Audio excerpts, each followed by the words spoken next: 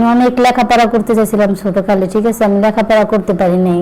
পরে আমি বাসায় কাজ করেছি। বাসায় কাজ করার পর সেখানে আমার বয়স ছিল 12-13 বছর। সে আমার অনেক নির্যাতন করতো, আমাকে খারাপ খারাপ কাজ করছে। পরে তার জন্য পরে আমি পালিয়ে আসছি। পালিয়ে এসে পরে আবারও বাপ মা আরো এক জায়গায় দিছে আমাকে। সেখানে এরকম আমার অনেক নির্যাতন করতো। ম্যাডামকে বলতাম যে আপা দেখেন আমাকে, তুমি মিথ্যা কথা বললো। পরে বিশ্বাস করতো না। পরে আমি বলছি যদি আপনারা বিশ্বাস না করেন তাহলে আমি পুলিশের কাছে কেস করবো। পরে আমাকে বাইর করে দিছে।